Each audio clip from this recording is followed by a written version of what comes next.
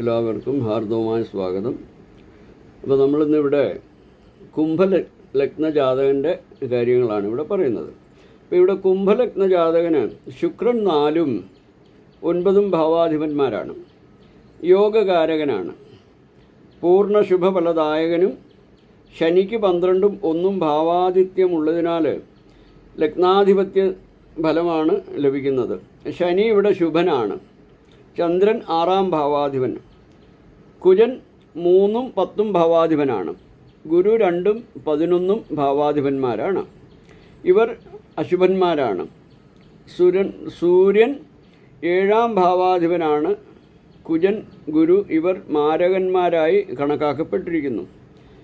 ബുധൻ 5ഉം 8ഉം ഭാവാധിപത്യങ്ങളുള്ളതിനാൽ ശുഭത്വം അല്പമാത്രമാണുള്ളത്. കാരണം ബുധൻ്റെ മൂലത്രികോണ രാശിക്ക് അഷ്ടമാധിപത്യം വരുന്നത് ആ അശുഭപ്രദമാണ്.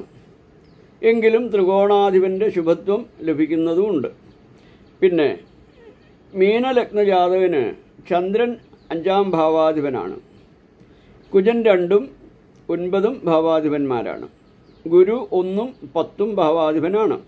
ബുധൻ 4ഉം 7ഉം ഭാവാധിപന്മാർ. ശുക്രൻ 3ഉം 8ഉം ഭാവാധിപന്മാർ. ശനി 11ഉം 12ഉം ഭാവാധിപന്മാരാകുന്നു.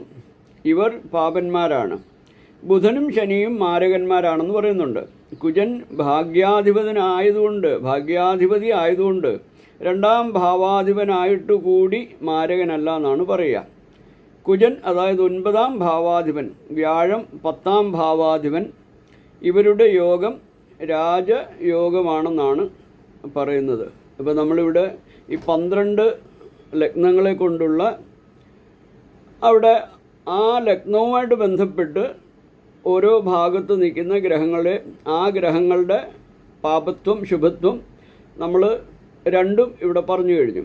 അപ്പോൾ ഈ 12 ലഗ്നങ്ങളിലും ഉള്ള ഫലങ്ങൾ നിങ്ങൾക്ക് മനസ്സിലാക്കാം. അതായത് എൻ്റെ ഇപ്പോൾ ഒരു ഗ്രഹനിലയിൽ എൻ്റെ ഇത്രാം ഭാവാധിപന് അപ്പോൾ എവിടെയാണ് നിൽക്കുന്നത്, അവിടെ നിന്നാൽ അത് ശുഭഫലമാണോ തരുന്നത്, പാപഫലമാണോ തരുന്നതെന്ന് വളരെ വ്യക്തമായിട്ട് ഇതിനകത്ത് പറഞ്ഞിട്ടുണ്ട്. അപ്പോൾ അത് നിങ്ങൾക്ക് ഏവർക്കും സ്വയം ചെക്ക് ചെയ്യാം. അപ്പോൾ അങ്ങനെയുള്ള ഒരു സമ്പ്രദായമാണ് നമ്മളിവിടെ പ്രതിപാദിച്ചത്. ഹരിയും ഹരിയും ഹരിയും.